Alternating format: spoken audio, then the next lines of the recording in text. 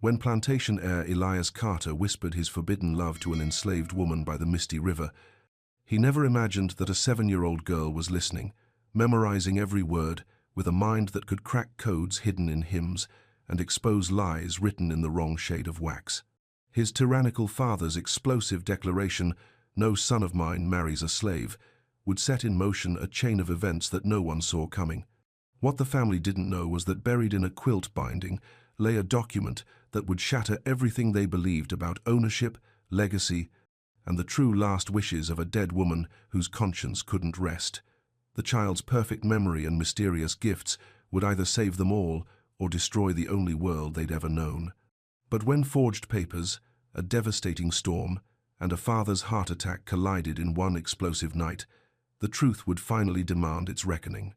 Subscribe and tell me what city you're watching from, because this story of forbidden love and miraculous justice will leave you questioning everything you thought you knew about freedom, family, and the power of one small voice to change history forever.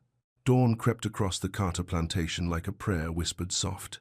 In the kitchen house, iron pots caught the first amber light streaming through shuttered windows. Miriam pressed her palms into the morning dough, flour dusting her brown hands white as cotton blooms. Her sister Lila sat cross-legged on a flour sack beside the hearth, humming a hymn in perfect pitch. The melody rose and fell like creek water over stones. Outside, the kitchen dogs stopped their morning barking. Cook Dinah paused with her wooden spoon halfway to the pot, listening.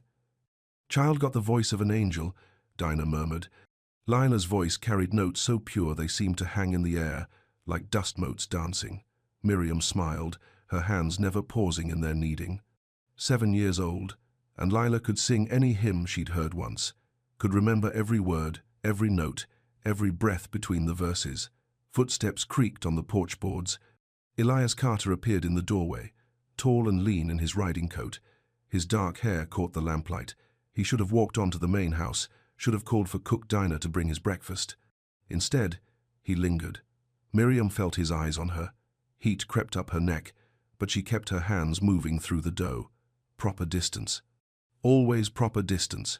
"Morning, Miss Dinah," Elias said, his voice careful. "Miriam." "Morning, Master Elias," Dinah replied without turning. She knew the weight of his lingering. Lila's humming stopped. She looked up at Elias with those dark eyes that seemed to see everything. Too much, sometimes. The old folks called them knowing eyes. "That hymn," Elias said quietly. "Where did you learn it, Lila?" The child tilted her head. "From the evening prayers, sir. But the words—" She paused, her small fingers tracing patterns in the scattered flour. "Sometimes I hear other words mixed in. Words in the pretty language." Elias stepped closer. "French words." "Oui, mon enfant bien-aimé." The phrase fell from Lila's lips like water from a pitcher. Perfect accent, perfect inflection. The silence stretched tight as a bowstring. Miriam's hands stilled in the dough. Those were the words Elias's mother had written in the margins of her devotional book. The book that had been locked away since her death 3 years past. "Where did you hear that, child?" Elias's voice had gone soft, urgent. "Your mama used to whisper it when she prayed over the sick babies," Lila said simply. "I remember." Cook Dinah's spoon clattered against the pot rim. She'd been there. She'd seen the late mistress kneeling beside cradles, whispering French prayers over fevered infants. But Lila had been barely 4 then. Elias knelt beside the child. "You remember her saying those words?" Lila nodded. She said them over little Samuel when the fever took him, and over Mary's baby that lived, and over— "That's enough, baby girl," Miriam said quickly, but her voice trembled. Elias reached into his coat pocket and drew out a strip of blue ribbon, silk smooth and sky-colored. He held it toward Miriam. "For the flower, to hold back your sleeve." Their eyes met across the small space. The ribbon was too fine for kitchen work. They both knew it. But Miriam took it, her fingers brushing his for just a heartbeat. "Thank you," she whispered. The ribbon slipped from her wrist as she reached for it, floating down to land on the flour-dusted table like a fallen piece of sky. Lila leaned forward and picked it up just as the kitchen bell rang for morning chores. Her small fingers closed around the silk and she began humming again. The same hymn, but softer now. As if the ribbon had changed its tune. The fog hung thick over the landing when they reached the river. Miriam carried the water buckets. Lila walked beside her, humming that same hymn, and Elias followed with Josiah, the old stable hand who'd taught him to ride. "River's up from yesterday's rain," Josiah said, testing the dock boards with his boot. "Fog so thick, can't see the far bank." The cypress knees rose from the dark water like praying hands. Somewhere in the mist, a heron called. Lila's humming echoed strangely across the water, each note seeming to hang in the air before the fog swallowed it. Elias helped Miriam step over a twisted cypress root that had grown across the path. His hand lingered on her arm. Behind them, Josiah pretended to examine the ferry rope. "The hymn," Elias said quietly. "Lila sings it different every time." Miriam dipped her bucket into the dark water. "She hears things in songs, layers, she calls them, like looking through different pieces of colored glass." "Your mother's songs?" "Mama died when Lila was born. But the old women taught her, said she had the gift for holding music." Miriam lifted the bucket, water dripping from its rim. "Sometimes I think she holds too much." Lila had wandered toward the end of the dock. Her humming grew stronger, the melody weaving through the fog like a ribbon through hair. The sound made Elias's chest tight. "Miriam." He said her name, like a prayer. She looked up at him. Water lapped against the dock pilings. The fog pressed close around them. "I can't stop thinking about what Lila said. About my mother's words. About," he paused, searching for courage, "about things that might be possible. Master Elias, don't." His voice was urgent, but soft. "Not here, not now." Miriam set down her bucket. Her hands trembled. "Nothing's possible. You know that. If ever there comes a day I may choose freely," he whispered, stepping closer, "I choose you." The words hung between them like morning mist. Miriam's breath caught. Tears gathered in her eyes, but she didn't speak. From the end of the dock, Lila's humming shifted. The melody grew sadder, deeper, as if the fog itself was singing. "Miss Miriam," Josiah called softly, "best we head back. Overseer's been watching the river path." A ferry pole knocked against the landing, its hollow sound echoing through the mist. Once, twice, like a heartbeat counting time. They gathered the water buckets and turned toward the house, but the ferry pole kept tapping behind them steady, uneasy, as if marking moments that couldn't be taken back. The dining room felt smaller with anger filling it. Elias stood beside the mantel, while his father, Thomas Carter, paced before the cold fireplace. The morning had turned warm, but the house seemed to hold winter in its corners. "The Henderson note comes due in 30 days, Thomas said, his voice sharp as a razor. $2,300 or we lose the bottom land."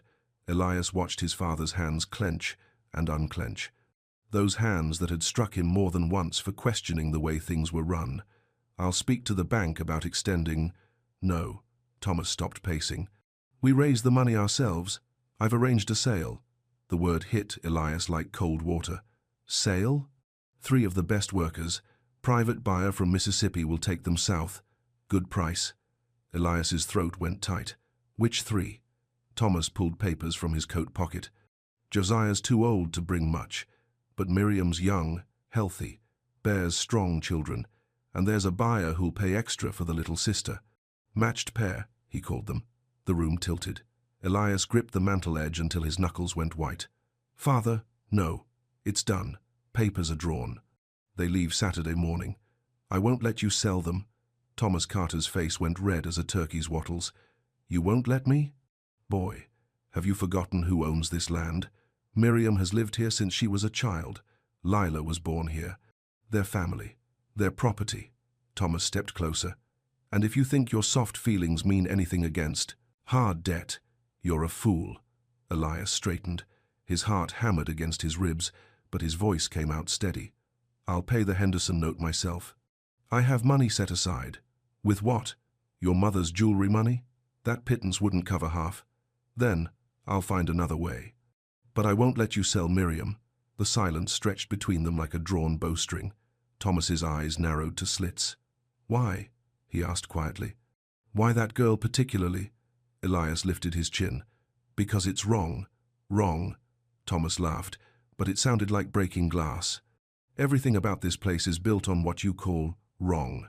The house, the land, your schooling, your fine clothes, all of it. Then maybe it's time things changed. Thomas Carter went very still. When he spoke, his voice was low and dangerous. Changed? How, exactly? Elias met his father's eyes. Free them, all of them. Pay wages for work done. Build something better than what we inherited. The blow came fast. Thomas's open hand cracked across Elias's cheek hard enough to snap his head sideways, but Elias didn't step back. I won't sell Miriam, he said again. You'll do nothing. Thomas's voice rose to a shout.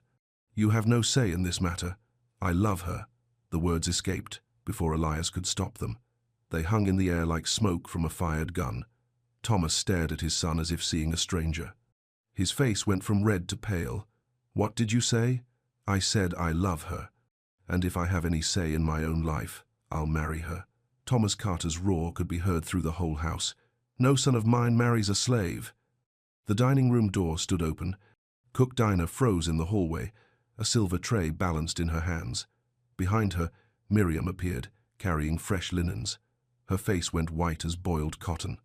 From somewhere deeper in the house came the sound of perfect humming. Lila's voice, weaving through the terrible silence, like a prayer made music. Evening prayers always gathered in the quarters after supper. Tonight, the circle felt different. Whispers passed from mouth to ear like secrets sharing themselves. Word of the morning's shouting had traveled fast as fire through dry grass. Leela sat between Miriam and old Ruth, the midwife who'd birthed half the children on the plantation. Ruth's hands were gnarled as hickory roots, but her voice still carried strong when she led the prayers. Lord, we come to you with heavy hearts, Ruth began, asking for your mercy on them that's troubled, asking for your guidance in dark times. The voices joined in amens. Miriam held Lila's small hand in both of hers. The child's fingers were steady, but Miriam's trembled. Sister Lila, Ruth said softly, would you lead us in that hymn you've been humming, the one with the extra verses?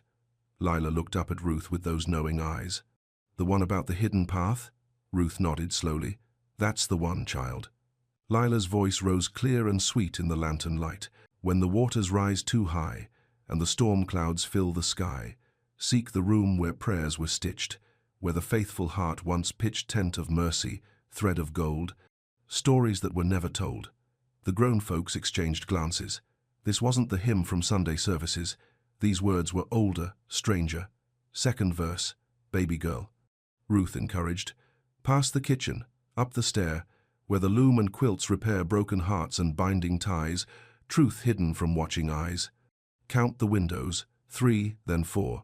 Find the chest behind the door. Miriam squeezed Lila's hand. Where did you learn that verse, honey? Old Mary taught me, Lila said simply, before she passed. Said it was important to remember. Said someday we might need to find the room. Ruth leaned forward, her eyes sharp. Child, can you remember exactly? Every word? Lila nodded. I remember everything, Aunt Ruth. The words, the tune, the way old Mary's hands moved when she sang it. Mary was here when the late mistress was alive, Ruth said quietly, when things were different. The circle grew smaller as folks leaned in. Stories about the late mistress were rare as hen's teeth. Thomas Carter didn't allow talk of his dead wife. What kind of different? Miriam asked. Ruth was quiet for a long moment, the kind where a Christian woman wrestled with what the good book really said about keeping people in chains, the kind where she might have written things down. Official things. Hope flickered in Miriam's chest like a candle flame. What kind of official things? Third verse, Lila, Ruth said instead of answering. Sing the third verse. Lila's voice grew softer, more careful. When the binding thread grows weak, let the faithful memory speak. Paper sewn with golden care, witness to the answered prayer. What was stitched in secret love waits for mercy from above. The words settled over them like morning dew. Ruth's old eyes were bright with tears. Lord have mercy, she whispered. The child remembers what Mary tried to teach us, the song that points the way. Points the way to what? Miriam's voice was barely a breath. Ruth looked around the circle, then back at Lila. Child, you remember the room old Mary spoke of? Could you find it? Lila tilted her head, thinking. In the big house? Past the kitchen? Up the stair? That's right, where the old quilts are stored in the trunk. Ruth's hands shook as she reached for Lila's small ones. "Sweet Jesus, you know exactly which room." Lila nodded. "I been in there once. When Miss Dinah needed help moving the winter quilts. There's one trunk that feels different when you touch it, heavy-like. And when I put my hand on the quilting binding, I felt something crinkly inside, like paper." The circle went completely still. Even the night sounds seemed to pause. "Paper," Ruth breathed, sewn into the quilt binding. "Could be anything," one of the men said quietly. "Could be nothing."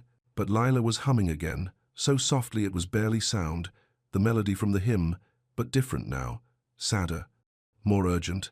"Child," Ruth said carefully, "if we needed to find that trunk, that quilt, could you show us the way?" Lila looked up at Miriam, then back at Ruth. Her small voice was certain as sunrise. "Yes, ma'am, I could find it in the dark." 3 hours past midnight, the big house slept like a stone. Lila led Miriam and old Josiah up the back stairs, her bare feet silent on the wooden steps. She carried no lantern, but moved through the darkness, as if following a path only she could see. "Left here," she whispered, turning down a hallway lined with closed doors. "Count the windows. 3, 4, there." The storage room door stood slightly open. Inside, moonlight filtered through dusty panes, casting silver squares on stacks of old furniture and trunks. "Which one?" Miriam breathed. Lila walked straight to a cedar chest pushed against the far wall. Her small hands traced the carved lid. "This one. The quilts are in here." Josiah lifted the heavy lid, while Miriam held Lila close. The scent of cedar and lavender rose from folded quilts, each one wrapped in muslin. "Which quilt, baby girl?" Miriam whispered. Lila's fingers moved over the wrapped bundles like she was reading them. "This one, the blue and white one, with the wedding ring pattern." Miriam lifted out the heavy quilt. Even through the muslin, she could feel the careful stitching, the precise pattern of interlocking rings. "Here," Lila said, her small hand finding a spot along the binding. "Feel." Miriam's fingers followed Lila's guidance. There's something stiff beneath the fabric, something that crinkled like paper when pressed. "Lord have mercy," Josiah whispered. "There's something in there." Miriam's hands trembled as she found the spot where the binding had been opened and carefully re-sewn. The stitches were tiny, precise, almost invisible in the moonlight. "Should we open it?" she asked. "Might be the only chance," Josiah said quietly. "If they're planning to sell you Saturday." Miriam's fingers found the loose corner where the binding had been sewn. She worked the tiny stitches free, her heart hammering so hard she was sure it would wake the whole house. Paper rustled softly as her fingers slipped inside the binding. She felt the edge of folded parchment, official weight and texture. "Pull it out," Lila whispered. Miriam drew out a folded document, the paper yellow with age but still strong. In the moonlight, she could make out careful handwriting in faded brown ink. "What does it say?" Josiah asked. Miriam squinted at the careful script. She'd learned to read from Elias's cast-off books, but the formal language was hard to make out in the dim light. It says, "Last will and testament of Elizabeth Carter," she read slowly, "written this day in my own hand, witnessed by God and my own conscience." Her voice caught. Josiah moved closer. "Keep reading," he urged. "To my husband Thomas, I leave my earthly goods with this provision, that the woman, Miriam, daughter of deceased Sarah, shall be freed upon my death and granted 40 acres of the bottom land as her portion. That her sister Lila shall be freed likewise, and both shall be protected under the law as free persons." The silence stretched like a held breath. Then Lila began humming again, so softly it was barely sound, the hymn melody, but different now, like a prayer of thanks. "There's more," Miriam whispered, her eyes tracing the careful script. "This provision is made in the sight of God and in obedience to Christian conscience, which can no longer bear the burden of owning what God has made free. Let no man set aside what conscience has required." Her hands shook as she read the signature at the bottom. Elizabeth Carter, written in Christian love and sealed with prayer. But there was no official seal, no witness signature, nothing to make it legal in the eyes of the law. "It's not signed by anyone else," Miriam said, her voice heavy with disappointment. "It won't stand up in court." "Maybe," Josiah said slowly, "but maybe it's a start." Lila's humming grew stronger. The melody wound through the dusty air like hope made sound. Outside, a night bird called. Dawn was still hours away, but time felt short as winter daylight. "We need to get back," Miriam whispered, carefully folding the document, "before we're missed." As they crept down the stairs, Lila's voice followed them, soft as a breath. "What was stitched in secret love waits for mercy from above." Elias found them in the quarters just as the sky began to lighten. He'd been awake all night, walking the fields and thinking. When he saw Miriam sitting outside her cabin with the document in her hands, his heart jumped. "What is that?" he asked quietly. Miriam looked up at him, her eyes red from lack of sleep. "Your mother's will." The words hit him like cold water. "What?" Lila found it, sewn into a quilt binding in the storage room. She held out the yellowed paper. "She freed us, Elias. Your mother freed us before she died." Elias took the document, with hands that shook. His mother's careful handwriting looked back at him, each word clear and firm. He read it twice, then looked up with wonder in his eyes. "She never told me," he whispered. "Never said a word." "It's not witnessed," Miriam said quietly. "No official seal. The court might not accept it." Elias studied the paper again. "My father would have destroyed it if he'd known. She must have hidden it, knowing he'd never honor her wishes." Lila appeared beside them, carrying a tin cup of water. Her small face was serious. Miss Elizabeth told old Mary where to hide it. Said someday someone would need to find the truth. "You remember Mary telling you that?" Elias asked. Lila nodded. "Mary said the hymn would help us remember when the time was right." Elias looked from the document to Miriam's face, then to Lila's knowing eyes. "If we present this to the county clerk." "Your father will fight it," Miriam said. "And even if he doesn't, there's no guarantee the court will honor an unwitnessed will." "Then we make it official." Elias's voice grew stronger. "We take it to town this morning, get it properly recorded before my father knows what we're doing." Miriam stood, hope and fear warring in her face. "And if it works?" Elias stepped closer, his eyes holding hers. "Then you're free, and I keep my promise." From somewhere in the quarters, a rooster crowed the coming day.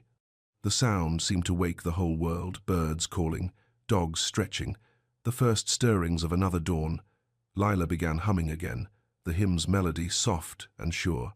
But this time, it sounded different, not like a prayer for help, like a song of thanks. The courthouse in Millerville sat at the end of a dusty main street, lined with oak trees. Its white columns needed paint, and the steps showed wear from countless boots seeking justice or mercy. Elias helped Miriam down from the wagon, while Lila and Josiah waited in the shade. The document rested in Miriam's hands, wrapped in clean muslin like something precious. "Remember," Elias said quietly, "let me do the talking at first. If they see this as my mother's wish, they're more likely to listen." The clerk's office smelled of ink and old paper. Behind a tall desk sat a thin man with wire spectacles, his sleeves protected by black cuffs. He looked up when they entered, his eyes moving from Elias to Miriam with cool assessment. "Morning, Mr. Carter," the clerk said carefully. "What brings you to town?" "Morning, Mr. Hensley. I need to file a document for probate. My mother's last will." Hensley's eyebrows rose. "Your mother's will was filed 3 years ago, son. I processed it myself. This is a second document," Elias said, pulling the muslin-wrapped paper from Miriam's hands. "Found recently among her personal effects." He unfolded the yellowed parchment on Hensley's desk. The clerk leaned forward, spectacles catching the morning light. Hensley's finger traced the careful handwriting. "This appears to be in your mother's hand.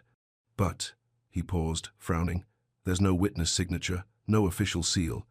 "It's still a legal document," Elias said. "A person's last wishes, written in their own hand. Perhaps, but without proper witnessing." Hensley picked up the document, studying it more closely. "And there's another concern." He reached into a drawer and pulled out a second document. This one bore an official red wax seal and careful signatures. "This arrived yesterday," Hensley said quietly. "Also concerning the woman Miriam and her sister, it states quite clearly that they are to be considered property in perpetuity. No provision for manumission." Elias stared at the second document. "Who filed that?" "Your father's overseer, Mr. Brunt, I believe," said he. was acting on your father's express orders. From the corner of the room came a soft humming. Lila had entered so quietly no one noticed. Now she stood beside Hensley's desk, her dark eyes fixed on the second document. "Child," Hensley said gently, "you shouldn't be in here." But Lila stepped closer, her small finger pointing at the red wax seal. "That's wrong," she said quietly. "I beg your pardon? The wax? It's wrong." Lila's voice was certain as sunrise. "Miss Elizabeth's seal was honey brown with gold flecks. This is plain red." Hensley looked at the seal more carefully. "Child, how would you know what Mrs. Carter's seal looked like? I watched her use it when she wrote letters to her sister. The wax came from a special stick she kept in her writing box. Honey brown with little gold pieces mixed in." The clerk's hands stilled. He looked from Lila to the document, then back again. "You're certain about the color?" Lila nodded. "And the paper's wrong too. Miss Elizabeth always used cream paper with watermarks. This is plain white. And the way the F is written," she pointed to a signature. "Wrong curl at the bottom." Hensley's face had gone pale. He picked up a magnifying glass and studied the signature more closely. "Lord have mercy," he whispered. "The child's right. This F doesn't match the known samples of your mother's handwriting." Elias leaned forward. "Are you saying the document is forged?" "I'm saying there are significant discrepancies that warrant investigation." Hensley set down the magnifying glass with shaking hands. "If this document is false, it's a serious crime." From outside came the sound of galloping horses, heavy hoofbeats on the dusty street, growing closer. "That'll be your father," Hensley said quietly. "Mr. Brandt sent word yesterday that you might try something like this." Elias moved to stand between Miriam and the door. "They knew we were coming?" "Your father has friends in town," Hensley said. "People who keep him informed." The hoofbeats stopped outside. Boots tramped up the courthouse steps. Lila began humming again, the same hymn, but now it sounded different, urgent, like a warning song. Brandt filled the doorway like a shadow given flesh. His coat was mud-stained and his eyes hard as flint. Behind him came two of Thomas Carter's hired men, their hands resting on holstered pistols. "Well, well," Brandt said, his voice smooth as snake oil. "Found our runaways, did we?" "Nobody's run anywhere," Elias said, stepping forward. "We're here on legal business." Brandt's eyes flicked to the documents on Hensley's desk. "Legal business? Boy, the only legal business concerning these slaves is getting them back where they belong." "Actually," Hensley said, his voice carefully neutral, "there seem to be some questions about the documentation you provided yesterday." Brandt went very still. "Questions? The child here has pointed out some discrepancies in the seal and handwriting." Brandt's gaze fixed on Lila, who stood quiet as a shadow beside the desk. Something dangerous flickered in his eyes. "You're taking the word of a slave child over official documents?" "I'm taking the word of careful observation," Hensley replied. "The seal color is indeed wrong, and upon closer examination, the handwriting shows signs of forgery." The silence stretched tight as a bowstring. Then Brandt laughed, but it sounded like breaking glass. "Forgery? That's a serious accusation, Clark." "Yes, it is." Hensley's voice grew steadier. "Which is why I'll need to examine both documents more carefully and speak with Mrs. Carter's personal attorney about the proper color and consistency of her sealing wax." Brandt's hand moved toward his coat pocket. "I'm afraid that won't be possible." "Why not?" "Because those slaves are leaving town today. Master's orders." Elias stepped between Brandt and Miriam. "Over my dead body." Brandt's smile was all teeth. "That can be arranged." But before anyone could move, Lila began humming louder. The melody filled the small room, clear and sweet, and somehow commanding. Outside, dogs began to howl, not angry, but mournful, like they were answering her call. "What in tarnation?" Brandt started. Lila's voice rose higher, the notes pure as crystal. The howling dogs fell silent. Even the men behind Brandt seemed to sway slightly, caught by the strange beauty of the sound. In the moment of distraction, Hensley moved fast. His hand swept both documents off the desk and into a leather satchel. "I'm keeping these for official examination," he announced. "No one leaves town until this matter is resolved." Brandt lunged for the satchel, but Hensley was already moving toward the back door of the office. "Stop him!" Brandt shouted, but as he reached for Hensley, Lila's humming shifted. The melody became something wild and urgent. Outside, the wind began to blow hard gusts that rattled the courthouse windows. Hensley burst through the back door with the satchel clutched against his chest. Behind him, Brant cursed and gave chase. "Storm's coming," Josiah called from outside. "Big one. By the look of them clouds." Elias grabbed Miriam's hand. "We have to follow them." Without those documents, they ran from the courthouse into a world turned strange. The sky had gone green-black, and the wind whipped the oak trees like they were weeds. Thunder rumbled in the distance, low and ominous. Lila's humming rose above it all, guiding them like a song map toward whatever was coming. The storm struck as they reached the river. Rain came down in sheets, turning the dirt roads to mud and the creek into a rushing torrent. Lightning split the sky in jagged white lines. Hensley's horse had thrown him at the old bridge. He lay in the mud, one leg bent wrong, the leather satchel scattered beside him in the rain. Brant reached him first, snatching up the satchel and tearing it open. Papers spilled into the storm, some caught by the wind, others trampled into the mud. "No!" Elias shouted, running toward them. Brant pulled out his mother's will, the yellowed parchment already darkening with rainwater. With deliberate cruelty, he tore it in half. "Evidence destroyed," he called over the thunder. "No more problems." But Lila was there suddenly, moving through the storm like she could see paths no one else knew. Her small hands closed around the torn pieces of the will before the wind could take them. "Child's got it," Josiah shouted. Brant spun toward Lila, his face twisted with rage. "Give me those papers." Lila backed away, the torn will clutched against her chest. She was humming again, the melody barely audible above the storm, but somehow it seemed to be guiding her feet away from Brant's reaching hands. "This way," she called, her small voice cutting through the thunder. "The hymn says, 'Go this way.'" They followed her away from the bridge, into the cypress swamp where the storm had turned everything wild and strange. Ancient trees groaned in the wind, Spanish moss whipped like grey hair. Water rose around their ankles, then their knees. "Where are you leading us, child?" Miriam called. "Where the hymn says," Lila replied, still clutching the torn papers. Third verse, "High crossing at the cypress ridge." Thunder crashed overhead, so loud it seemed to shake the earth. But Lila never hesitated. She waded through the rising water, as if following a path only she could see.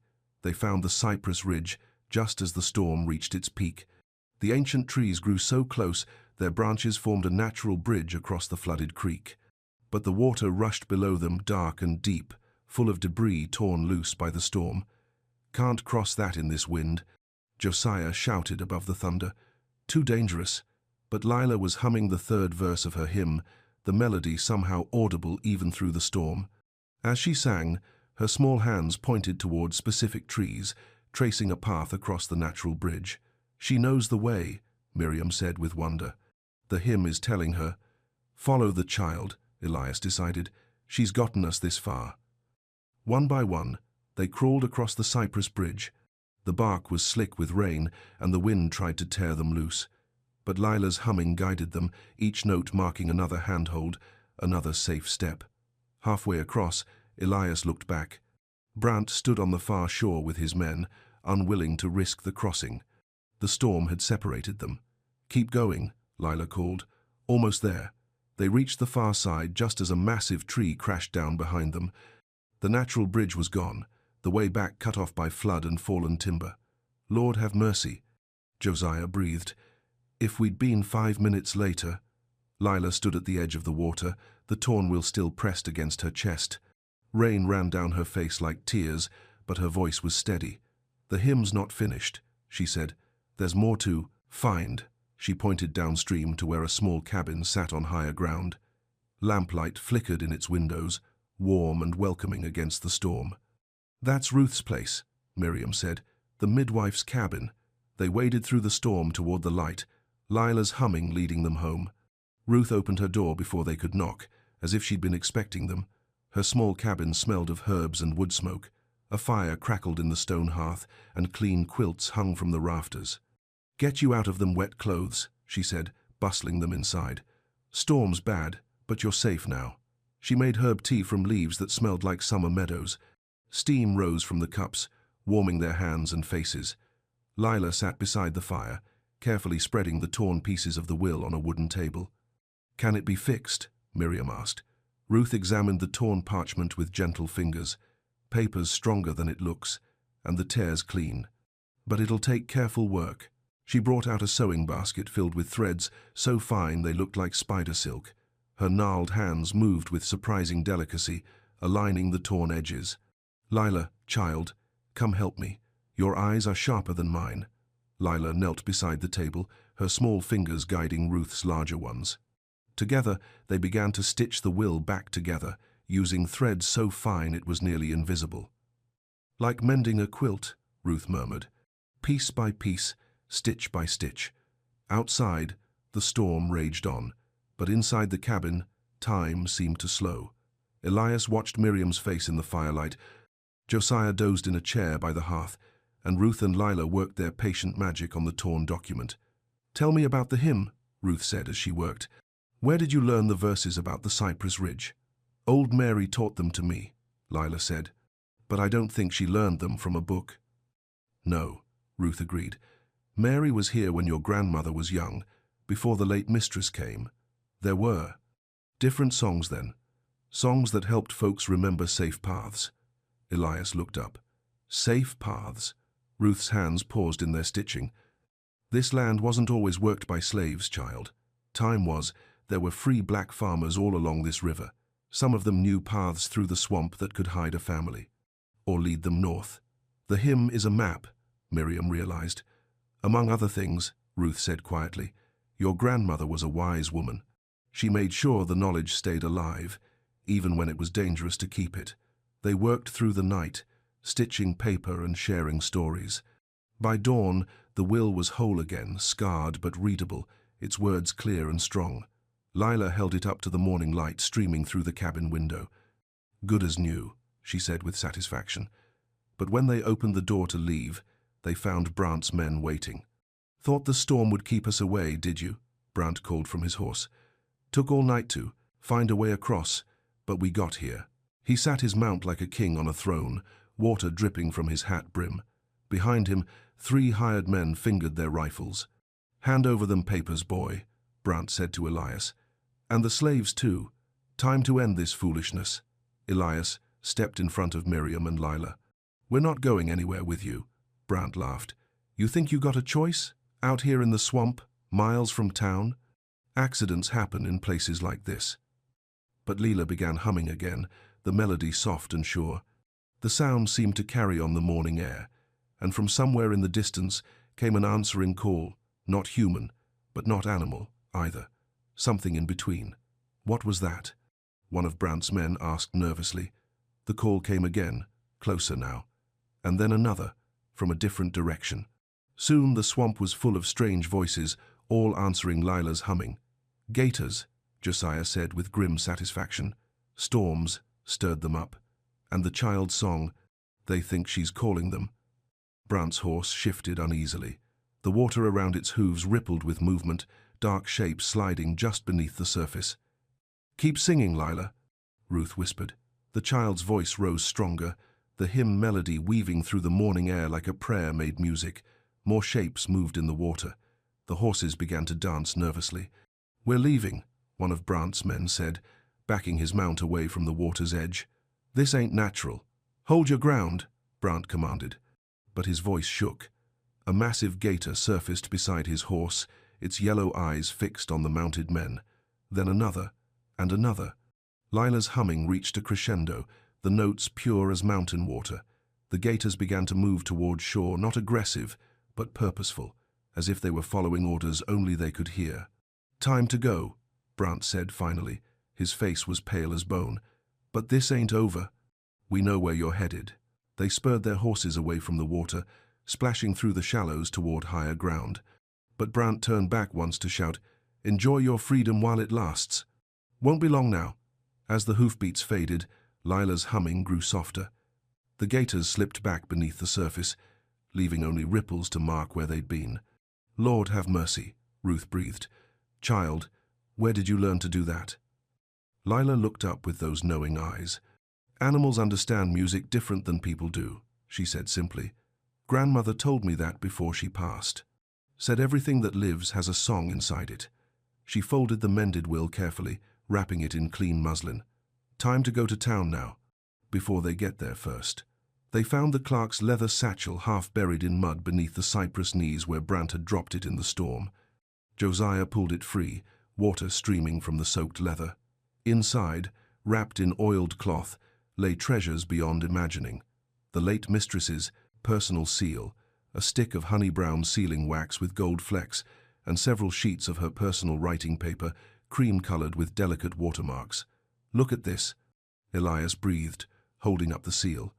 The carved surface showed intricate details, a dove carrying an olive branch, surrounded by the words, "In God's mercy we trust." Lila reached out to touch the seal with one small finger. "That's it exactly, honey brown with gold pieces mixed in." Miriam examined the sealing wax, noting its distinctive color and the way the gold flecks caught the morning light. "How did these get in Hensley's satchel?" "Must have taken them from the probate files," Josiah said. For comparison when he examined the forged papers. Elias turned the seal over in his hands. "With this, we can prove the other document was false, and make our will official. If we can get to town before Brant," Miriam warned. Lila was humming again, but softer now. The melody seemed different, less urgent, more purposeful. Like a song of gathering strength. "We'll make it," she said with quiet certainty. "The hymn says the path is clear now." They wrapped the seal and wax carefully, tucking them inside Elias's coat. The morning sun was climbing higher, burning off the storm's mist. Somewhere in the distance, a church bell began to toll the hour. Sunday morning, in town, folks would be gathering for worship, witnesses to whatever truth they could bring before the altar of justice. Ruth's cabin felt like sanctuary after the storm's wildness. She dried their clothes by the fire and made a healing tea from herbs that grew wild in the swamp. Steam rose from the cups, carrying scents of mint and chamomile. "Drink this," she told Miriam, whose hands still trembled from the night's terrors. "Settle your nerves." While they warmed themselves, Ruth examined the recovered seal and wax with the careful attention of someone who delivered truth into the world more times than she could count. "This is powerful evidence," she said, holding the seal up to catch the firelight. "But you'll need more than objects to convince the court." "What do you mean?" Elias asked. Ruth set down her teacup. "Brant's got influence in town. Money talks louder than truth sometimes. You'll need witness testimony.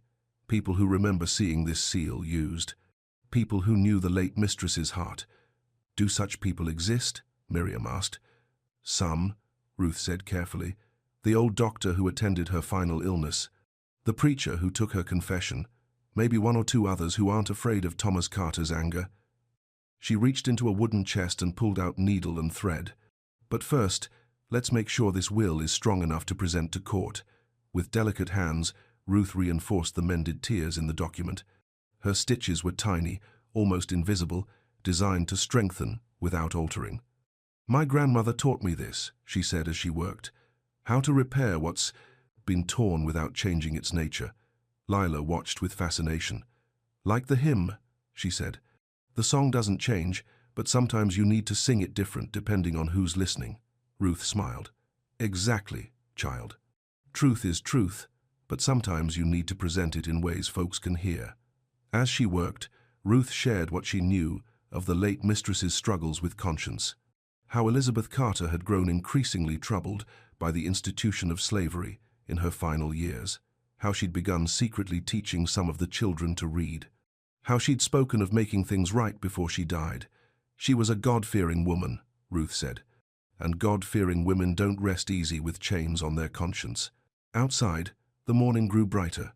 Church bells began to ring across the countryside, a dozen different congregations calling the faithful to worship. "Time to go," Elias said finally, "before Brant gets too much of a head start." Ruth wrapped the mended will in oiled silk, then placed the seal and wax beside it in a waterproof pouch. "Take this too," she said, handing Leela a small Bible bound in cracked leather. "Sometimes the court needs to see that God's law and man's law can stand together." As they prepared to leave, she pressed Elias's hand between both of hers. "Your mother was a good woman. She'd be proud of what you're doing." The church bells grew louder as they stepped outside. Sunday morning in the south with all its promises of redemption singing from every steeple. They found Clerk Hensley back at his office, his injured leg propped on a wooden stool. His face was pale and drawn, but his eyes were alert. When he saw them enter, something like relief crossed his features. "Thank God you're safe," he said. "When the storm hit and I lost those documents, I thought all was lost." "We recovered them," Elias said, drawing the waterproof pouch from his coat. "Both the will and your evidence materials." Hensley's hands shook as he examined the mended document and the seal. "Remarkable preservation, considering. And you found my comparison materials?" "Everything," Miriam said. "The seal, the wax, even some of the personal writing paper." Hensley nodded slowly, then his face grew troubled. "I'm afraid there's been a development. While I was indisposed, certain parties made official complaints about my handling of this matter." "What kind of complaints?" Elias asked. "Questions about my impartiality. Suggestions that I'm too sympathetic to. Irregular. Manumission claims." Hensley's voice grew careful. "My supervisor has suggested I recuse myself from this case." A chill settled over the room. Outside, the church bells continued their Sunday calling, but their sound seemed farther away now. "What does that mean?" Miriam whispered. "It means I cannot officially authenticate these documents or process the will for probate." Hensley's voice was heavy with regret. "Any action I take could be overturned by higher authorities." Lila stepped forward, her small face serious. "But you know the truth," she said simply. "You saw the wrong wax. You saw the bad writing." Hensley looked down at the child with something like wonder. "Yes, little one, I saw." "Then tell people. Tell them what you saw. It's not that simple." "Yes, it is." Lila's voice was certain as sunrise. "Truth is simple. It's only the lies that get complicated." From outside came the sound of approaching hoofbeats, heavy, purposeful, growing closer. Hensley's face went pale. "That'll be the sheriff," he said quietly. "And probably your father's men. They've come to collect what they consider stolen property." The hoofbeats stopped outside the courthouse. Boots rang on the wooden steps. Lila began humming again, soft and low. But this time, the melody sounded different. Not like a prayer for help, like a call to witness. Sheriff Morton filled the doorway like a mountain made of flesh and authority. Behind him came 3 of Thomas Carter's hired men, their hands resting casual-like on their gun belts. Last through the door came Brant, his clothes still damp from the storm but his smile sharp as a blade. "Morning, Hensley," the sheriff said, his voice carrying the weight of long friendship with the Carter family. "Hear you've been having some troubles with runaway property." "No one's run anywhere," Elias said, stepping forward. "We're here on legitimate legal business." Morton's eyes flicked over Elias like he was measuring him for a coffin. "Legal business?" "Son, the only legal business here is returning stolen slaves to their rightful owner." "They're not slaves," Elias said, his voice steady despite the odds. "We have proof of manumission." Brant laughed, the sound ugly in the small space. "Proof? You mean that torn-up paper you stole from the courthouse?" "Might as well claim a burned barn is still standing." Miriam stepped closer to Elias, her chin raised. "The document has been mended. It's perfectly readable." "Mended by who?" Morton asked. "You?" "A slave's sewing don't make legal documents official." But Lila moved forward then, so quiet no one noticed until she was standing right beside the sheriff's enormous bulk. When she began to hum, the sound seemed to fill the room like light pouring through a window. The melody was the hymn, but different again, stronger, more commanding. The dogs outside fell silent. Even the men's breathing seemed to slow and deepen. "What in tarnation?" Morton started. But the humming grew stronger, and something strange began to happen. The sheriff's hand moved away from his gun belt. Brant's aggressive stance relaxed. Even the hired men seemed to sway slightly, caught by something they couldn't name. "Child's got a gift?" Hensley whispered, wonder in his voice. Lila's humming reached a crescendo, then faded to something soft and compelling. When she spoke, her voice carried clearly through the room. "Y'all should listen to what Mr. Hensley has to say about the wax colors," she said simply. "And the wrong way someone wrote the letter F. The spell, if spell it was, seemed to settle over the men like morning dew." Morton found himself nodding slowly. "Wax colors?" he asked. Hensley cleared his throat. The seal on the forged document was plain red wax, but Mrs. Carter's personal seal always used honey-brown wax with gold flecks. I have the original stick right here. He held up the distinctive wax, its color unmistakable in the morning light. And the handwriting, Lila added, her small voice carrying surprising authority. The F has the wrong curl at the bottom. Miss Elizabeth never made her letters that way. Brant stepped forward angrily. You're taking the word of a slave child over. But his words died as Lila began humming again. The sound seemed to wrap around his voice, making it fade to nothing. He stood there with his mouth open, no words coming out. The humming faded, leaving silence. Then Sheriff Morton spoke, his voice thoughtful. Reckon we better take a closer look at all this evidence, he said slowly. Make sure we got our facts straight.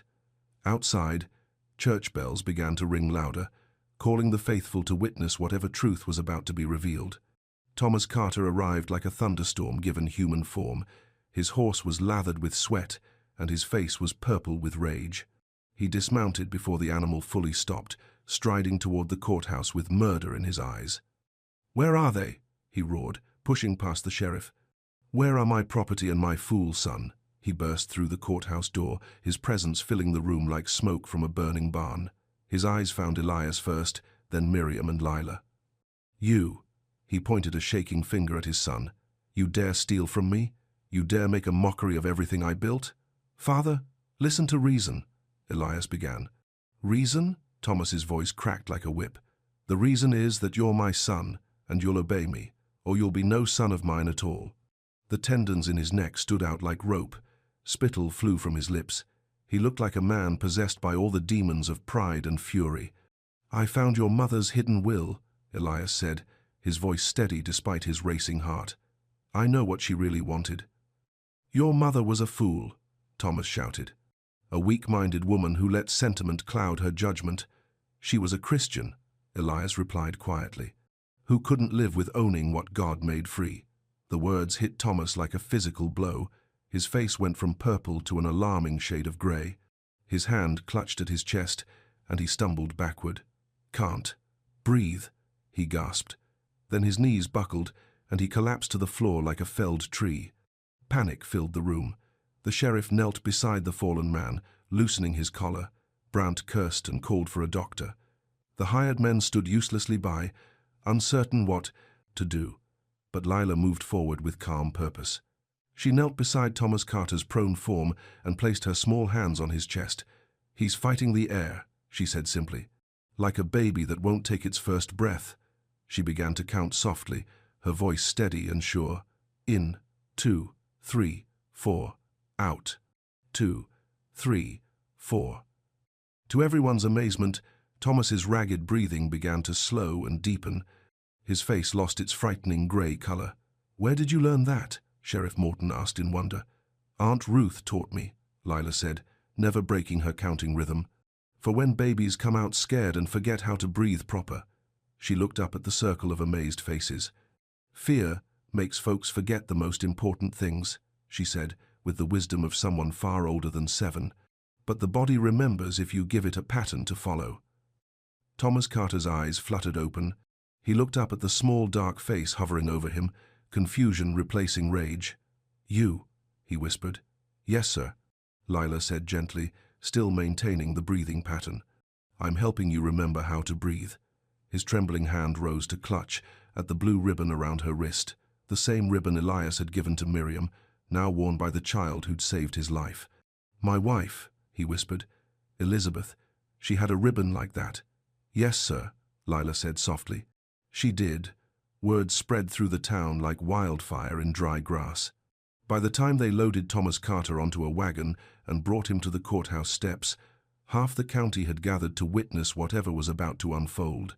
Folks stood in clusters, farmers and merchants, wives and children, free blacks and poor whites all mixing together in the way that only great drama could accomplish.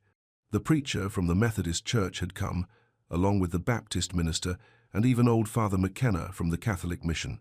The courthouse steps became an impromptu theater, with Thomas Carter propped against pillows on a makeshift stretcher, his face pale, but his eyes alert. Elias stood beside Miriam and Lila, the mended will clutched in his hands. Sheriff Morton raised his voice to address the crowd. "Folks, we got ourselves a legal matter that needs sorting. Questions about documentation, about wills and manumissions, about what's true and what ain't." Murmurs rippled through the gathering. Everyone knew the Carter family. Everyone had opinions about slavery, about fathers and sons, about the proper order of things. "The question before us," Morton continued, "is whether this here document represents the true last will of the late Elizabeth Carter." He held up the mended paper, its tears clearly visible in the morning light. "And whether the woman Miriam and her sister Lila are legally free. They're my property," Thomas Carter croaked from his stretcher, "have been since birth." But his voice lacked its usual commanding force. The heart episode had weakened him, and the sight of Lila, the child who'd saved his life, seemed to have shaken something loose in his certainty. Brant stepped forward, playing to the crowd. "This whole thing's a charade. That will was hidden away because it ain't legal. No witnesses, no proper seal, no—" "Actually," interrupted a new voice from the crowd, "there was a proper seal." Dr. Harrison pushed through the gathered people, his medical bag in one hand and a leather portfolio in the other. He was an old man, respected throughout the county, and his words carried weight. "I attended Mrs. Carter in her final illness," he announced, "and I witnessed her sealing several documents with her personal wax, honey brown with gold flecks, as distinctive as her signature." He opened his portfolio and drew out a letter. "She wrote to me just before her death, thanking me for my care. Same wax, same hand, same paper as what I see there." The crowd murmured with interest. Brant's confident expression began to crack. "Furthermore," Dr. Harrison continued, "she spoke to me of her troubled conscience regarding slavery. Said she'd made provisions for setting things right after her death." Thomas Carter struggled to sit up on his stretcher. "Harrison, you old fool, don't." But his words were interrupted by a voice pure and clear as mountain water. Lila had begun to sing the hymn, not humming now but singing the actual words for the first time in front of the whole crowd. "When the waters rise too high and the storm clouds fill the sky, seek the room where prayers were stitched, where the faithful heart once pitched tent of mercy, thread of gold, stories that were never told."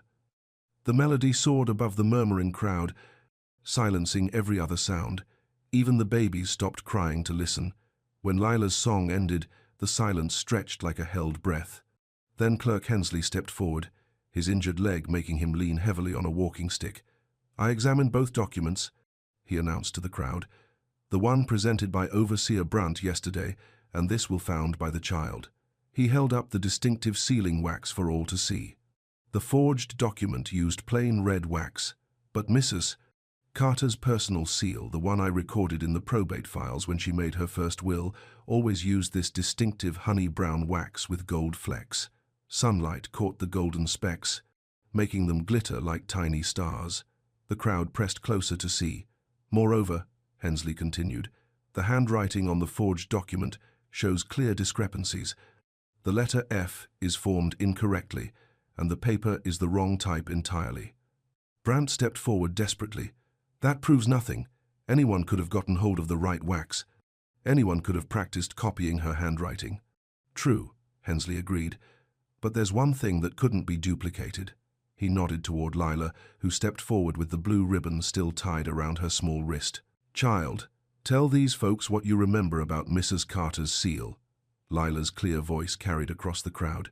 She kept the wax in a special box on her writing desk. Honey brown with gold flecks mixed in special. She had to warm it just right, not too hot, not too cool, or the gold wouldn't set pretty. She paused, her dark eyes serious. "And she always said a little prayer before she used it. Lord, let this seal bind truth to paper and lies to shame." The crowd stirred. Several of the older women nodded. They remembered Elizabeth Carter's piety, her careful attention to spiritual matters. "Anyone could know about the wax color," Brant protested, but his voice was weaker now. "That don't prove nothing." "Maybe not," Lila said simply, "but can you tell us the prayer she said? Or how she warmed the wax? Or why she kept 3 different ribbons in the box, blue for truth, white for mercy, and red for justice?" Brant's mouth opened and closed like a fish out of water. No words came. From the crowd, an elderly black woman spoke up. "I remember them, ribbons. Worked in that house 40 years ago. Miss Elizabeth always said the blue one was for sealing true things. Another voice joined in. That's right. And she always tied a blue ribbon around papers she wanted to last forever. Lila looked up at the crowd with those knowing eyes. This ribbon here? It was tied around the will when we found it. In the quilt binding where she hid it. She untied the blue silk from her wrist and held it up for all to see. The fabric was faded but unmistakable, the same distinctive blue as the ribbon Elias had given to Miriam in the kitchen that first morning. The same ribbon, Miriam whispered, understanding flooding her face. The same ribbon, Elias confirmed. My mother must have taken it back, used it to mark the will as true and lasting. Thomas Carter stared at the blue silk with something like wonder. His voice, when he spoke, was barely a whisper. She wore a ribbon like that, in her hair. When we were courting, tears gathered in his eyes. For the first time since his collapse, he looked less like a tyrant and more like a man who had lost something precious and only now remembered what it was. Preacher Williams stepped forward from the crowd, his Bible clutched in weathered hands. He was a small man, but his voice carried the authority of someone who'd wrestled with angels and lived to tell about it. I'd like to hear that hymn again, he announced. All the verses, if the child knows them. Lila looked up at him with those dark, knowing eyes. All of them, sir? Every word. I have a feeling they tell a story that needs hearing. The crowd fell silent again. Even the wind seemed to pause as Lila's clear voice rose in song. When the waters rise too high and the storm clouds fill the sky, seek the room where prayers were stitched, where the faithful heart once pitched tent of mercy, thread of gold, stories that were never told. Past the kitchen, up the stair, where the loom and quilts repair, broken hearts and binding ties, truth hidden from watching eyes. Count the windows, 3, then 4. Find the chest behind the door. When the binding thread grows weak, let the faithful memory speak. Paper sewn with golden care, witness to the answered prayer. What was stitched in secret love waits for mercy from above. Blue for truth and white for grace, red for justice, time and place. Seal of honey, thread of gold, free the story never told. What was bound shall now be loose, what was chained shall now break truce. As her voice faded, gasps rippled through the crowd. The verses were more than a song, they were a map, a set of instructions, a coded message preserved in melody. Lord have mercy, Preacher Williams breathed. Child, who taught you that? Old Mary, sir, before she passed. She said it was important to remember every word exactly. Dr. Harrison stepped forward, his face pale with understanding. I remember Mary. She was Mrs. Carter's personal maid for decades. If anyone knew where something was hidden. The kitchen, someone in the crowd said. Up the stair. Count the windows. 3, then 4. The storage room where the quilts are kept. Find the chest behind the door. Each line of the hymn corresponded to a specific location in the Carter house. The crowd began to murmur with excitement as the truth became clear. It's a treasure map, a child's voice called out. Like in the pirate stories. But Thomas Carter was struggling to sit up on his stretcher, his face working with emotions too strong for words. Elizabeth, he whispered. You clever, determined woman. He looked around at the faces surrounding him, his son, the slave he'd claimed to own, the child who'd saved his life, and the crowd of neighbors who'd gathered to witness truth emerge from hidden places. She knew, he said, his voice stronger now. She knew I'd never honor her wishes if she told me directly, so she found another way. His eyes found Lila's small face. And she trusted the memory of children to keep her secret safe until the time was right. Thomas Carter's voice, when he spoke, was so quiet the crowd had to strain to hear. But every word carried the weight of long-buried truth finally coming to light. I found a ring once, he said, his eyes fixed on some distant memory. In her jewelry box, after she died, a simple gold band, but it didn't fit her fingers. Too small, too plain for a woman of her position. He paused, struggling with the words. I wondered about it then. Wondered why she'd kept a ring that meant nothing to her. Miriam's breath caught. What kind of ring? Wedding ring, Thomas whispered. Worn smooth with years of wearing, engraved inside with initials M, H, and a date from 20 years past. The crowd stirred. Wedding rings weren't something enslaved people were allowed to have. But, if Elizabeth Carter had kept one, Mary Henderson, Dr. Harrison said suddenly. That was old Mary's full name, before she came to your plantation. She was married once, before. He trailed off, the implications clear. Thomas Carter nodded slowly. Before I bought her and separated her from her husband, before I told myself it was just business, just the way things were done. His voice grew stronger, fed by the momentum of confession. Elizabeth found out somehow. About Mary's husband, about the family I'd broken apart, and it broke something in her heart that never healed. He looked at Lila with eyes full of tears. Your grandmother wasn't just a maid to my wife, child. She was a friend, maybe the only real friend Elizabeth ever had. And when Mary told her stories, about her life before, about what it meant to be free, it changed how Elizabeth saw everything. The silence stretched tight as a bowstring. Then Thomas Carter spoke the words that changed everything. Elizabeth started teaching Mary's granddaughter to read, started questioning whether we had the right to own what God made free, started making plans. He gestured weakly toward the mended will. Plans to set things right after she was gone. Why didn't you honor her wishes? Elias asked quietly. Thomas's laugh was bitter as burnt coffee. Because I was a proud fool who thought I knew better than my own wife. Because I was afraid of what the neighbors would think, what it might cost us, how it might change things. He struggled to sit up straighter on his stretcher. Because I was more concerned with preserving what I thought was mine than honoring what was right. His eyes found Miriam's face. I convinced myself that Brandt's forged papers were just insurance, a way to protect the plantation's interests. But the truth is, I knew. Deep down, I knew Elizabeth's will was real, and I chose to ignore it. The confession hung in the air like morning mist. Some folks in the crowd looked shocked. Others nodded with grim satisfaction. A few of the women were crying openly. From somewhere in the gathering, an old black man's voice called out, "Takes courage to admit the truth, Master Carter. More courage than keeping lies." Thomas Carter's tears fell freely now. Too little, too late, Uncle Moses. But yes, the truth. He looked at his son with something like pride. The boy's got more courage than his old father, more of his mother's heart. Then his eyes found Lila's small face. And you, child, you saved my life when you had every reason to let me die. That's more grace than I deserve. Lila stepped closer to his stretcher. Her small hand found his large, trembling one. Everybody deserves grace. Mr. Thomas, she said simply. That's what makes it grace. Clerk Hensley limped forward, supported by his walking stick and carrying his official seal and inkwell. The crowd pressed closer as he spread the mended will on a makeshift table formed by placing a board across two barrels. If there are no further objections, he announced, I'm prepared to authenticate this document and process it for official manumission. Sheriff Morton looked around the crowd. Anyone got legal reason to protest? Brandt started to step forward, but one look at the sea of faces surrounding him made him think better of it. The tide of public opinion had turned decisively against forgery and deception. No objections heard, Morton declared. Proceed, clerk. Hensley dipped his pen in the inkwell and began the careful process of official authentication. His handwriting was precise, each letter formed with the gravity of someone recording history.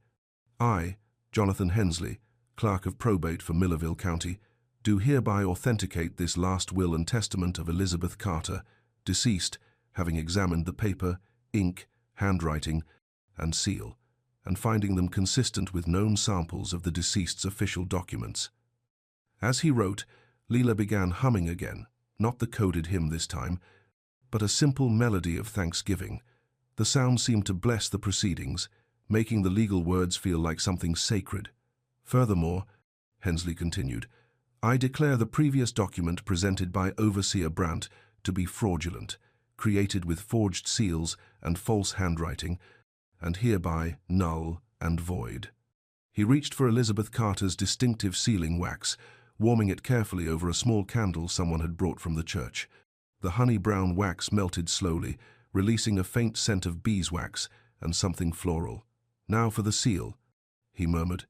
The moment hung suspended as Hensley pressed Elizabeth Carter's personal seal into the warm wax. When he lifted it, the impression was perfect, the dove carrying an olive branch, surrounded by the words, "In God's mercy we trust." The crowd exhaled collectively as the wax cooled and hardened, making the document officially legal and binding. "By the authority vested in me by the state and county," Hensley announced, his voice carrying clearly across the courthouse steps, "I hereby declare that Miriam, daughter of deceased Sarah, and her sister Lila are free persons under the law, released from all bonds of servitude by the last will and testament of Elizabeth Carter." Cheers erupted from some quarters of the crowd. Others stood in stunned silence. A few wept openly. But the deed was done sealed with the proper wax, witnessed by half the county, and recorded in the official books. Miriam stood frozen for a moment, as if she couldn't quite believe the words she'd heard. Then Elias stepped forward and took her hand in his, right there in front of everyone. "Free," he said simply, "and if you'll have me, my wife." The crowd held its collective breath. This was the moment that would determine whether their story ended in triumph or tragedy. Preacher Williams climbed the courthouse steps with his Bible open to the Book of Ruth.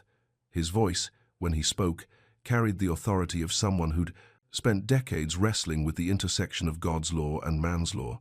"We are gathered here," he began, "to witness something that some would call impossible. A union between two people that the law has just now made legal, but that the heart declared long ago." He looked at Elias and Miriam, standing together with their hands clasped. "Do you, Elias Carter, take this woman to be your wife, to love and honor in the sight of God and this community?" "I do," Elias said, his voice strong and clear. "I have since the first day I understood what love meant. And do you, Miriam, take this man to be your husband, to love and honor in freedom and in faith?" Miriam's voice trembled but carried clearly, "I do, with all my heart." From his stretcher, Thomas Carter stirred. Everyone expected protest, another eruption of rage and denial. Instead, his voice came out cracked but certain. "I give my consent," he said, "my blessing, such as it's worth." The crowd stirred with surprise. Thomas Carter continued, his words coming slow but determined. "Elizabeth was right. She was right about everything. About conscience, about what's Christian, about what it means to love your neighbor." He looked at his son with something like wonder. "Boys got his mother's heart. Thank God for that." Preacher Williams smiled, then raised his voice for the final words. "By the power vested in me by God and the state of Georgia, and witnessed by this community, I now pronounce you husband and wife. What God has joined together, let no man put asunder." A breeze rose from nowhere, lifting the edge of Miriam's skirt and the ribbon in Lila's hair. The blue silk fluttered like a flag of freedom, catching the sunlight and throwing it back in tiny sparkles. "You may kiss your bride," the preacher said with a smile. Elias leaned down and kissed Miriam softly, tenderly, while the crowd cheered and wept and marveled at the miracle they'd witnessed. Free love, sanctified love, love that had broken chains and crossed every line society had drawn. When they separated, Lila stepped forward and carefully untied the blue ribbon from her wrist. With ceremonial gravity, she tied it around the rolled freedom papers in a perfect bow. "For keeping," she said simply, "so everyone remembers." The ribbon settled against the official documents like a blessing made visible, marking the end of one story and the beginning of another. As the crowd began to disperse, Elias stood before the courthouse steps and raised his voice for one final declaration. "I want everyone to hear this," he called out.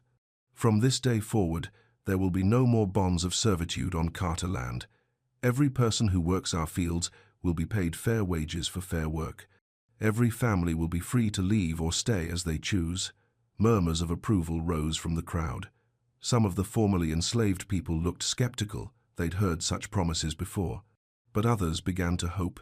"Furthermore," Elias continued, "we'll be providing schooling for any child who wants to learn to read and write, and medical care for any family that needs it." He looked at his father, still pale on the stretcher but listening intently. "It's what my mother would have wanted. What she was trying to create with her will." Thomas Carter nodded weakly. "The boy speaks for the family now," he said. I need time to think about things, to understand how badly I've failed the memory of my wife." As folks began to drift away, discussing the morning's events in hushed tones, Lila tugged at Elias's sleeve. "We should go somewhere safe," she said quietly. "Mr. Brandt's got friends, and some folks won't like the changes you're talking about." Elias knelt down to look into her knowing eyes. "Where do you think we should go?" Lila tilted her head, considering. "North, maybe, where the laws are clearer about freedom, where folks like us can make a new start without watching over our shoulders." Ruth stepped forward from the crowd. "Child's got wisdom," she said.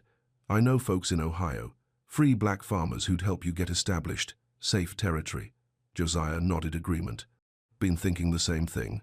Too many folks around here won't take kindly to these changes. Best to start fresh, somewhere new." Elias looked at Miriam, a question in his eyes. She squeezed his hand and nodded. "When do we leave?" she asked. "Tonight," Lila said with certainty. "Moon's near full for traveling. And the hymn says—" She paused, listening to something only she could hear. "The hymn says it's time." As the sun climbed higher and the courthouse steps emptied, they began to make plans. Quiet preparations for a journey towards something better than what they were leaving behind. By evening, a wagon was loaded with supplies and precious things, the freedom papers, the blue ribbon, a few books, and hope enough to light the way to whatever new dawn was waiting for them. By evening, word had spread through the quarters like morning mist. Freedom, legal, witnessed, sealed with proper wax and ribbon freedom. Some folks celebrated quietly. Others packed their few belongings and began to walk away from the only home they'd ever known, testing their new liberty one step at a time. In the Carter house, Elias moved through rooms that felt different now, less like a mansion and more like a collection of memories gathering dust. He selected books from his mother's library, practical volumes on farming and medicine that might prove useful wherever they were going. "Take the family Bible, too," Thomas Carter said from his bed. The heart episode had weakened him, but his mind was clearer than it had been in years. Your mother wrote in the margins, prayers and verses that meant something to her. Elias found the heavy Bible in his mother's sitting room, its leather binding worn smooth with handling. When he opened it, his breath caught. Page after page showed his mother's careful, handwriting notes about conscience, about justice, about the difficulty of living according to Christian principles in an unchristian world. She struggled with this for years. Thomas said quietly, "I see that now. Struggled with what was right and what was expected, what was lawful and what was godly." "Why didn't you listen to her?" Elias asked, not unkindly. Thomas was quiet for a long moment. "Pride," he said finally. "Fear of change. Fear of what other men would think if I admitted my wife was wiser than I was." He looked at his son with eyes full of regret. "Fear that admitting she was right about slavery might mean admitting I was wrong about everything else." From outside came the soft sound of humming. Lila's voice, weaving through the evening air like a prayer-made music. She was helping Miriam pack herbs from Ruth's garden, small bundles of healing plants wrapped in clean cloth. "The child saved my life today," Thomas said. "Literally saved it, after everything I'd done to her family." "Grace," Elias said simply. "Like she told you, everyone deserves grace." Thomas nodded slowly. "Take care of them, son. Take care of them all." As darkness fell, a small procession gathered by the river landing. Elias and Miriam in the wagon seat, Lila nestled between them. Josiah driving a second wagon loaded with supplies. Ruth riding her old mule, insisting she was too old for such foolishness, but too stubborn to be left behind. A dozen other formerly enslaved people had decided to risk the journey north. Families with children, young couples, old folks who'd dreamed of freedom longer than anyone could remember. They carried their possessions in bundles and baskets, their hopes in hearts finally allowed to beat freely. "Ready?" Elias asked. Lila looked back at the big house one last time, then forward toward the dark road leading away from everything they'd ever known. "Ready," she said simply, and began to hum the traveling song Ruth had taught her, not the coded hymn this time, but something new, something about morning coming and chains falling and roads that led to mercy. They traveled by moonlight, the wagons creaking along back roads that wound between cotton fields and pine groves. Lila's humming rose and fell with the rhythm of the wheels, a musical accompaniment to their exodus. "Sing the words," Ruth encouraged. "Let the children learn the traveling songs." So Lila sang, her clear voice carrying through the night air. "Follow the river where it bends. Follow the star that never ends. Follow the road that leads away from bondage toward the light of day. Pack your dreams and pack your hope. Pack your strength to help you cope. Leave behind what holds you down. Seek the place where you'll be found. Freedom's not a place you get to. Freedom's what you carry through. Every step and every mile. Freedom's in a child's sweet smile. The children in the other wagons picked up the melody, their young voices joining Leela's in harmony. Even the adults began to hum along, the music binding them together like family. As they crossed the county line, Sheriff Morton waited at the crossroads with 2 deputies.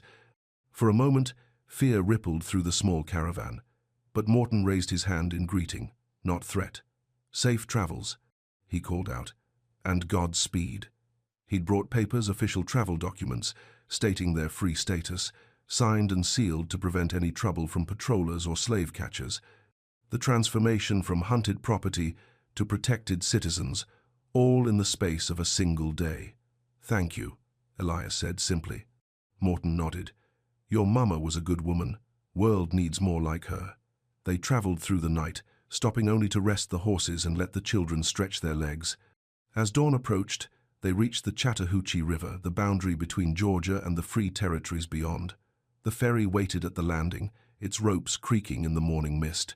An old black man operated it, his face lined with years of helping folks cross from one life to another. He looked at their small caravan with knowing eyes. "You're running towards something or away from something?" he asked. "Both," Miriam answered honestly. The ferryman nodded. "Best kind of journey, then. Hope and freedom pulling you forward, fear and bondage pushing you along." As they loaded the wagons onto the ferry, Lila walked to the edge of the water and began humming again. But this melody was different, older, deeper, like something that had been carried in the hearts of travelers for generations. "What song is that, child?" the ferryman asked. "River song," Lila said simply, "for crossing over."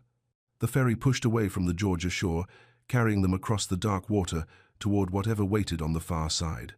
Behind them, the land of their birth receded into morning mist. Ahead, the sun rose over territory where no law could claim them as property. Halfway across, Lila's humming grew stronger. Other voices joined in, Ruth, then Miriam, then all the women and children. The melody soared over the water like a prayer of thanksgiving, announcing to the world that another group of God's children had found their way to freedom. When the ferry bumped against the far shore, tears ran down every face. Not tears of sorrow, but of joy so deep it had to overflow somewhere. "Welcome to free soil," the ferryman said with a smile. "May you find what you're seeking on this side of the water."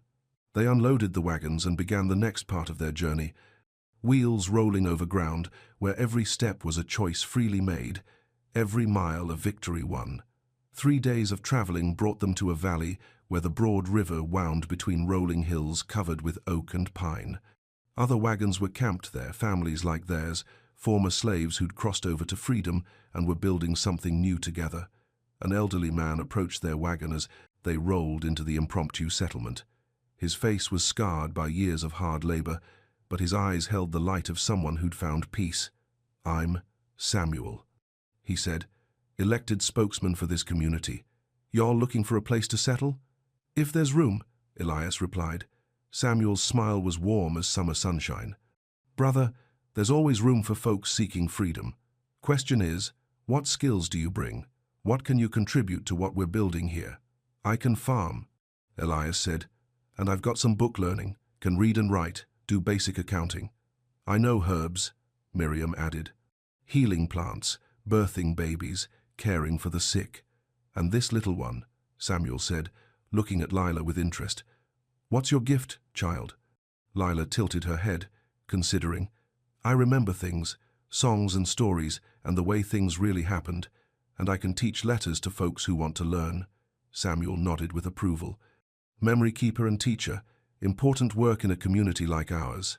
He gestured toward the growing settlement, log cabins under construction, gardens being planted, children playing in the sunshine.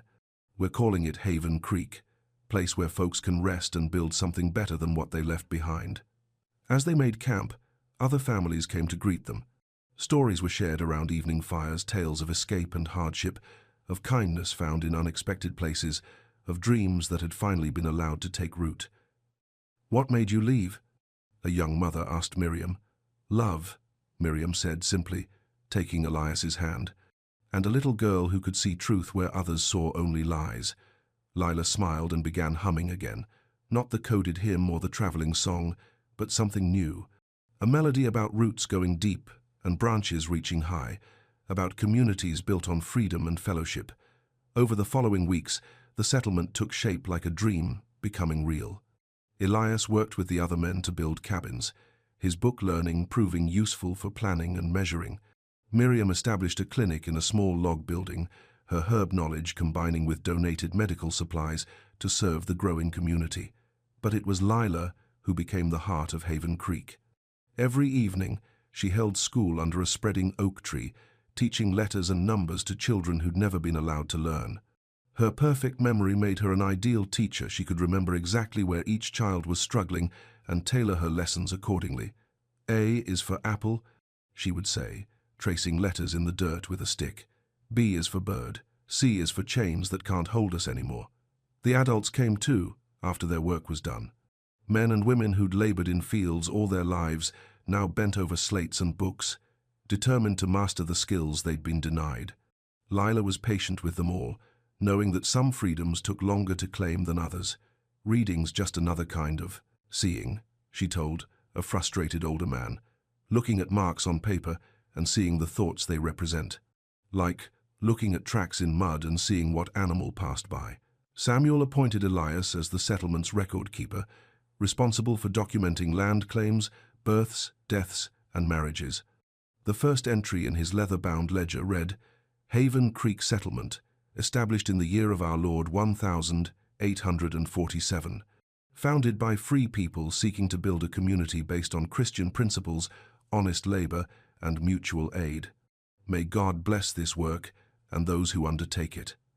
By autumn, Haven Creek had grown to nearly 200 souls. The cabin building had given way to more permanent construction, a proper schoolhouse with glass windows, a church with a bell that could be heard for miles, a mill for grinding grain. The schoolhouse was Lila's particular pride. Built of hewn logs with a stone chimney, it held 20 students on rough wooden benches.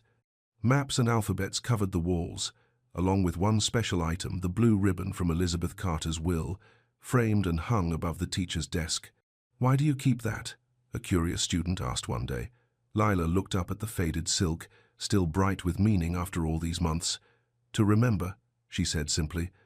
"To remember that sometimes freedom comes wrapped in unexpected packages. That sometimes the smallest voices carry the most important songs." The school bell rang 3 times a day, morning, noon, and evening, its bronze voice carrying across the valley like a declaration of purpose. Education for all who sought it, regardless of age or background or previous condition of servitude. Elias served as principal, but everyone knew Lila was the true heart of the school. Her gift for memory had only grown stronger, and she could recite entire books verbatim, teach complex mathematics through story and song, and make even the most reluctant student eager to learn. "How do you do it?" Miriam asked one evening, watching her sister help a group of adults puzzle through their first reading primer. "Same way I remembered the hymn," Lila said with a smile. "Everything important gets stored in the same place, the heart. And the heart never forgets what it truly loves." The first letter from Thomas Carter arrived on a crisp October morning, carried by a traveling preacher who'd agreed to deliver mail along his circuit. Elias broke the seal with trembling fingers, unsure what news it might contain. "My dear son," the letter began, "I write to inform you of recent developments at home. Your decision to free all workers has been followed by several neighboring plantations. The example you set has proven both profitable and popular among many in the community. I have also established a school for all children in the area, regardless of color or previous condition. I think your mother would approve. My health remains fragile, but my conscience has never been clearer. Please give my regards to Miriam and my special thanks to young Lila. I think of her often and pray that her gifts continue to bless those around her." The letter continued with practical matters, crop yields, legal issues, requests for advice on implementing fair labor practices. But it was signed simply, "Your father, in repentance and hope." "He's trying," Miriam said gently. "Sometimes that's the most any of us can do." More letters followed through the winter, updates on friends in Georgia, news of other plantations adopting wage labor, reports of a growing network of schools and churches throughout the region. Change was spreading like ripples on a pond, carried by the example of those brave enough to choose love over law, conscience over convention. When spring returned to Haven Creek, Lila stood before her class of 40 students and announced a special lesson. "Today we're going to learn about memory," she said. "About why it matters and how to use it right." She gestured toward the blue ribbon hanging above her desk. "This ribbon has been part of a lot of different stories. My grandmother Mary's wedding ring, my sister's love story, a dying woman's final wish, a little girl's song that helped folks find their way to freedom." The students listened intently. Some were children born to freedom in Haven Creek. Others were adults still learning to read their own names. But all of them understood the power of stories remembered and shared. "Memory isn't just about holding on to the past," Lila continued. "It's about carrying the best parts forward and learning from the worst parts so we don't repeat them." She began to sing the old hymn, not the coded version that had guided them to the quilt binding, but a new version she'd composed for the children of Haven Creek. "When the future seems unclear and you're troubled by your fear, remember those who came before. Remember what they struggled for. Truth and mercy, love and grace, justice for the human race. Freedom's not a place you get to, freedom's what you carry through." The children joined their voices to hers, the melody rising through the schoolhouse windows and across the valley. It was a song about remembering and moving forward, about honoring the past while building the future. On their first wedding anniversary, Elias and Miriam stood on the porch of their cabin and looked out over Haven Creek. The settlement had grown beyond their wildest dreams, neat houses lining curving streets, gardens heavy with vegetables, workshops humming with productive labor. "Did you ever imagine this?" Elias asked, his arm around his wife's waist. "I dreamed of being free," Miriam replied, "but I never dreamed of being this free. Free to learn, to teach, to build something lasting." From the schoolhouse came the sound of children's voices raised in evening song. Lila's clear soprano rose above the rest, leading them through a new composition about stars and dreams and possibilities. "Unlimited. She's special, your sister," Elias said. "Those gifts of hers, they're going to change things far beyond what we can see." Miriam smiled. "She always said everything that lives has a song inside it. I think she's helping the world find its voice." As darkness fell over Haven Creek, lanterns began to appear in windows, points of light in the gathering dusk. Each one represented a family free to gather around their own table, children free to learn and dream, adults free to plan for a future they would actually own. The blue ribbon fluttered in the evening breeze, tied now to the porch rail where it could catch the last light of day. Faded but unbroken, it had become a symbol of all the impossible things that turned out to be possible when enough people were willing to believe in them. On a warm Sunday morning in June, a familiar figure appeared at the edge of Haven Creek. Thomas Carter, leaning heavily on a walking stick but moving under his own power, had traveled north to see what his son had built. The reunion was awkward at first, too many painful memories lay between them. But when Lila ran to greet him with a child's uncomplicated joy, something melted in the old man's face. "You've grown, child," he said softly. "And this place, it's remarkable." He spent 3 days in Haven Creek, attending Lila's classes, observing the democratic way decisions were made, marveling at the industrious spirit that had transformed wilderness into community in less than a year. "Your mother would be proud," he told Elias as they walked through the settlement. This is what she was trying to create with her will. Not just individual freedom, but the foundation for something larger. On his final evening, Thomas stood before the entire community at their weekly gathering. His voice, when he spoke, carried the weight of hard-won wisdom. "I came here to apologize," he said simply, "to my son, to his wife, to young Lila, and to all of you. I was wrong about slavery, wrong about what the Bible teaches, wrong about what makes a community strong, wrong about almost everything that matters."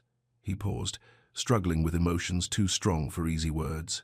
"But you've shown me that wrong can be made right, that broken things can be mended, that even an old fool can learn new songs if he's willing to listen." Lila stepped forward from the crowd and took his weathered hand in her small ones. "Would you like to learn the Haven Creek song?" she asked. "It's easy to remember." And there, under the stars of a free territory, a former slave owner learned to sing the melody. His daughter-in-law had composed a song about redemption and second chances and the healing power of grace. 10 years later, Lila stood before the largest graduating class in Haven Creek's history. 23 young people, some born in the settlement, others who'd arrived as children fleeing slavery, prepared to receive their certificates of education. "You are the first generation of truly free children in your families," she told them, her voice carrying clearly through the packed schoolhouse. "You've had chances your parents could only dream of. Now the question is, what will you do with those chances?"